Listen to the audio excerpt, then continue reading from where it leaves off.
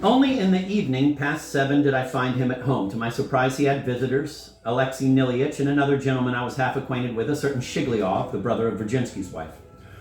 This Shigliov must already have spent about 2 months in our town. I do not know where he came from. The only thing I had heard about him was that he had published some article in a progressive Petersburg magazine. Virginsky introduced us by chance in the street. Never in my life have I seen a more grim, gloomy, glowering face on a man. He looked as if he were expecting the destruction of the world, and not just sometime, according to prophecies which might not be fulfilled, but quite definitely. Round about morning, the day after tomorrow at 10:25 sharp. Incidentally, we said almost nothing then, but only shook hands looking like a pair of conspirators. I was struck most of all by the unnatural size of his ears, long, broad, and thick, sticking out somehow peculiarly. His movements were clumsy and slow. If Lapoute never did dream that a phalanstery might be realized in our province, this man was sure to know the day and hour when it would come about. He made a sinister impression on me. Meeting him now at Shatov's, I was surprised. All the more so in that Shatov generally had no love of visitors. Even from the stairs they could be heard talking very loudly. All three at once and apparently arguing, but as soon as I appeared, they all fell silent. They had been arguing standing up, and now suddenly they all sat down, so that I, too, had to sit down. The stupid silence would not get broken for about 3 full minutes.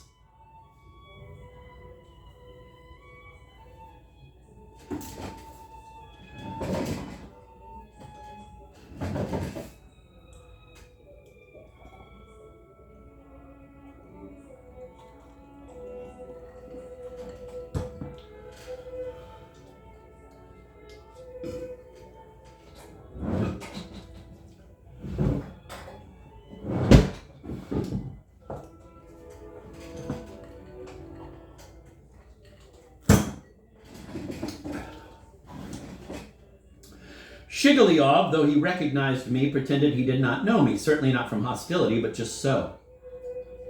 Alexei Niliich and I bowed slightly to each other, but silently, and for some reason did not shake hands. Shigliov finally began looking at me sternly and gloweringly, in the most naive conviction that I would suddenly get up and leave. Finally, Shatov rose from his chair, and everyone else suddenly jumped up. They walked out without saying goodbye. Only Shigliov, already in the doorway, said to Shatov, who was seeing them out, "Remember, you're obliged to report. I spit on your reports. And the devil if I'm obliged to anybody." Shatov saw him out and fastened the door with a hook. "Snipe," he said, glancing at me and grinning somehow crookedly. His face was angry, and I felt it strange that he had begun talking. Usually, whenever I had come to see him before, very rarely, by the way, he would sit glowering in the corner, responding angrily, and only after a long time would become quite animated and begin talking with pleasure. On the other hand, each time he said goodbye, he would unfailingly glower again and let you out as if he were getting rid of a personal enemy. "I had tea yesterday with this Alexei Niliich," I remarked. "He seems to have gone crazy over atheism." "Russian atheism has never gone further than a pun," Shatov growled, replacing the burnt-down candle with a new one. "No, the man doesn't seem to be a punster to me. He seems unable to speak even plainly, to say nothing of punning. They're paper people. It all comes from lackeyishness of thinking," Shatov observed calmly, sitting down in the corner on a chair and placing both palms on his knees. Stage direction. Always stage direction.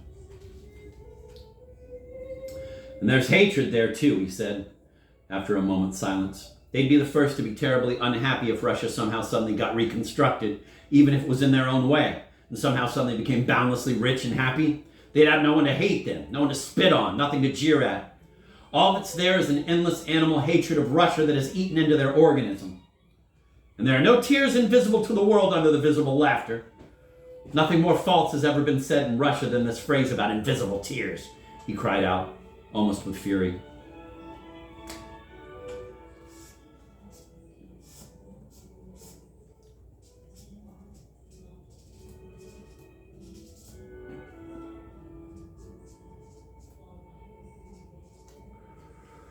"Well, God knows what it's all about," I laughed. "And you're a moderate liberal." Shatov also grinned. "You know," he suddenly picked up, Maybe that was just silly talk about lackeyishness of thinking. You'll probably say to me at once, it's you who were born of a lackey. But I'm no lackey. Not at all. How could you think such a thing? Don't apologize. I'm not afraid of you. Once I was simply born of a lackey, but now I've become a lackey myself, just like you. Our Russian liberal is first of all a lackey and is only looking for someone's boots to polish. What boots? What kind of allegory is that? I wouldn't call it an allegory. You're laughing, I see. Stepan Trofimovich was right to say that I'm lying under a stone, crushed but not crushed to death. I'm just writhing. It's a good comparison. Stepan Trofimovich assures us that you've gone crazy over the Germans, I went on laughing. In fact, we did filch something or other from the Germans and stick it in our pocket. We took 20 kopecks and gave away 100 rubles of our own. We were silent for about a minute.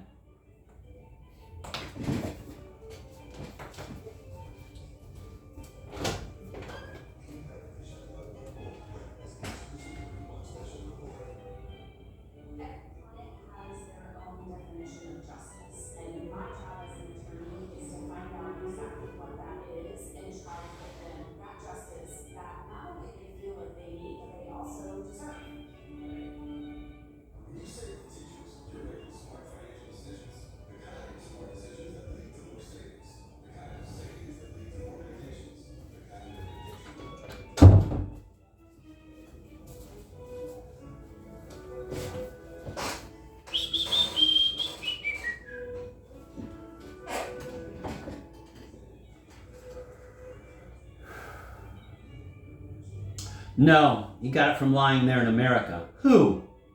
Got what from lying there? Kirilov, I mean. He and I spent 4 months there lying on the floor of a hut. Have you really been to America? I was surprised. You never talk about it. What's there to tell? The year before last, 3 of us went to the American States on an immigrant steamer on our last pennies in order to try the life of the American worker for ourselves and thus by personal experience, to test on ourselves the condition of man in this hardest social position. That was the goal we set out with.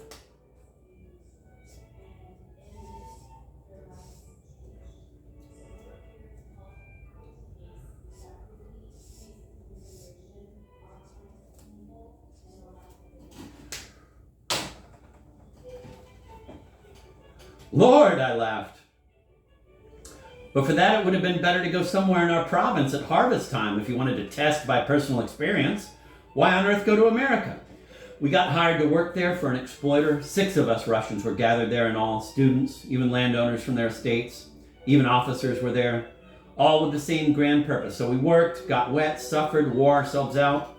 And finally, Kirilov and I left, got sick, couldn't stand it anymore. Our employer exploiter cheated us when he paid us off. Instead of $30 as agreed, he paid me $8 and him $15. They also beat us there more than once. So without work then, Kirilov and I spent 4 months lying side by side on the floor in some little town. He thought of one thing, and I of another.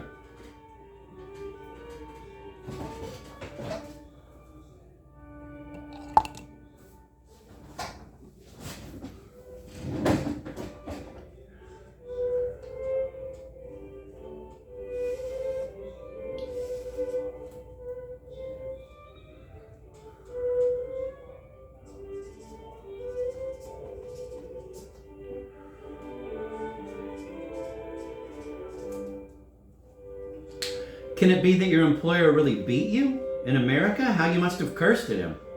Not in the least. On the contrary, Kirilov and I decided at once that we Russians are mere kids next to Americans, and that one must be born in America, or at least live for long years with Americans, to be on the same level with them. Not only that, when they asked us to pay $1 for something worth a penny, we paid it. Not just with pleasure, but even with enthusiasm. We praised everything. Spiritualism, lynching, 6-shooters, hobos. Once on a train, a man went into my pocket, took my hairbrush, and began brushing his hair with it. Kirilov and I just looked at each other and decided that it was good, and we liked it very much.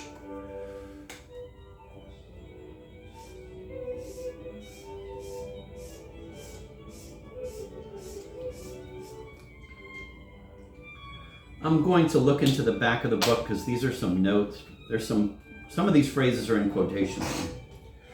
Let me see.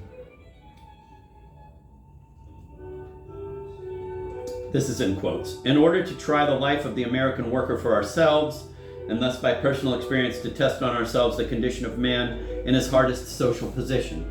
And that's footnote number 3. So let's look at that.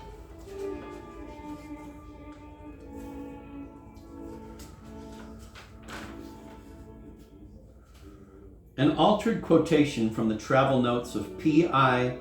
Ogordnikov entitled From New York to San Francisco and Back to Russia, published in the journal Zaria, 1870, number 11.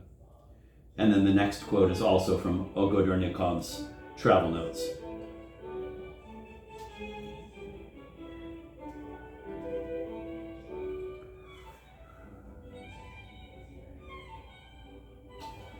Yeah, these notes are something else.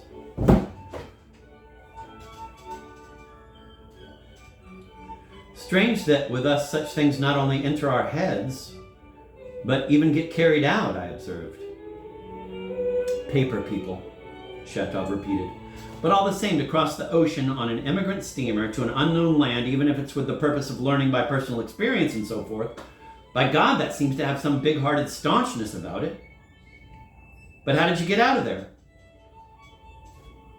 I wrote to a man in Europe and he sent me 100 rubles.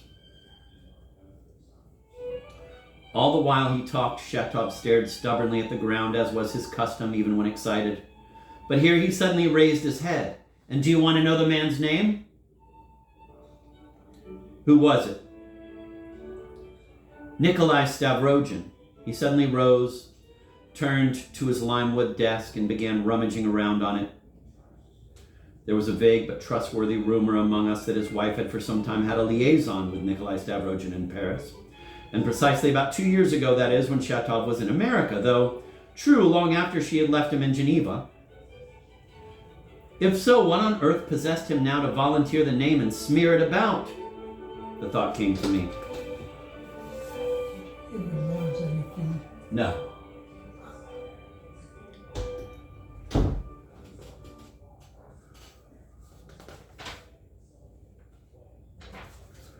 I still haven't paid him back.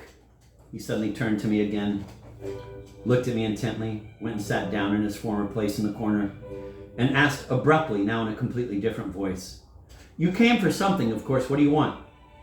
I at once told him everything in exact historical order and added that, though by now I had had time to think better after today's fever, I had become all the more confused. I understood that there was something very important here for Lizaveta Nikolaevna. I greatly wished to help her. But the whole trouble was that I not only did not know how to keep the promise I had given her, but I no longer even understood what precisely I had promised her. Then I repeated to him imposingly that she did not want and had not intended to deceive him, that there had been some misunderstanding there, and that she had been very upset by his remarkable departure today. He listened very attentively. Maybe I did something stupid today, as my custom is. Well, if she herself didn't understand why I felt like that, it's so much the better for her. He rose, went to the door, opened it, and began listening on the stairs. Do you want to see this person yourself? That's just what I need, but how? I jumped up, delighted. Let's simply go down while she's sitting alone. He'll beat her up when he comes back if he finds out we were there. I often go to see her on the quiet. I attacked him today when he began beating her again. What do you mean?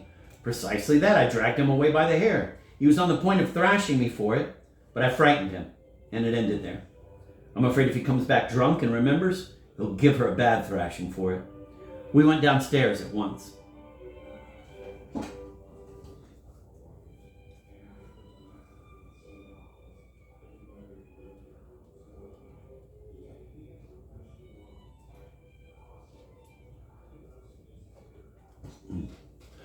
The door to the Lebyatkins' place was just closed but not locked, and we walked in freely. Their entire apartment consisted of 2 ugly little rooms with sooty walls on which the dirty wallpaper hung literally in tatters. There had been a tavern there for a few years until the owner, Filipov, moved it to his new house. The other rooms, once occupied by the tavern, were now locked, and these 2 had fallen to Lebyatkin. The furniture consisted of simple benches and plank tables, except for just one old armchair with a missing arm. In the second room, in the corner, there was a bed with a cotton blanket, which belonged to Mademoiselle Lebyadkin, while the captain, when he settled down for the night, would collapse each time on the floor, often just as he was. Everywhere there were crumbs, litter, puddles. A big, thick, soaking wet rag lay in the middle of the floor in the first room, and in the same pool sat an old, worn-out boot.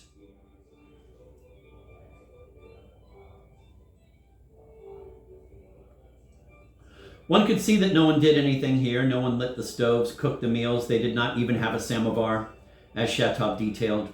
When the captain arrived with his sister, he was completely destitute and, as Laputin said, went around to certain houses begging. But having unexpectedly received money, he at once began drinking and went completely off his head from wine, so that he could not be bothered with housekeeping.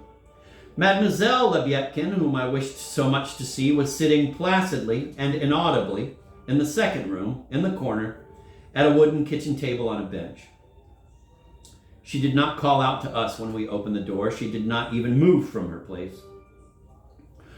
Shatov told me that their door to the front hall even could not be locked and had once stood wide open for a whole night. By the light of a dim, slender candle and an iron candlestick, I made out a woman of perhaps 30, sickly thin, wearing a dark old cotton dress, her long neck not covered with anything, her scanty dark hair twisted at the nape into a small knot, no bigger than a 2-year-old child's fist. She looked at us quite gaily. It's an unbelievable description.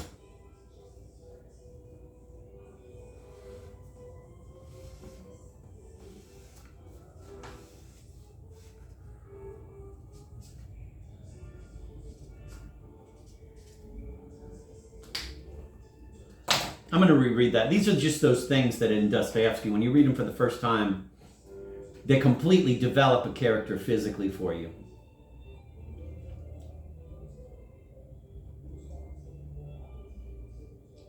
Mademoiselle Lebyadkin, whom I wished so much to see, was sitting placidly and inaudibly in the second room, in the corner, at a wooden kitchen table on a bench. She did not call out to us when we opened the door. She did not even move from her place. Shatov told me that their door to the front hall even could not be locked, and had once stood wide open for a whole night. By the light of a dim, slender candle and an iron candlestick, I made out a woman of perhaps 30, sickly thin, wearing a dark old cotton dress, her long neck not covered with anything, her scanty dark hair twisted at the nape into a small knot, no bigger than a 2-year-old child's fist.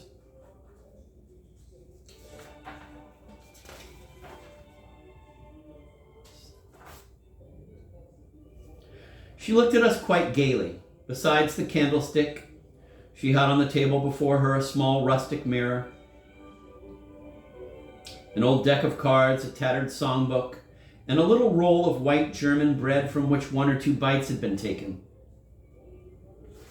It was obvious that Mademoiselle Lebyadkin used white makeup and rouge on her face and wore lipstick. She also blackened her eyebrows, which were long, thin, and dark, even without that. I'm going to look in the McAndrew translation because I just want to get a really good imprint of this Mademoiselle Lebyadkin, which I know in McAndrew is not going to be called Mademoiselle Lebyadkin.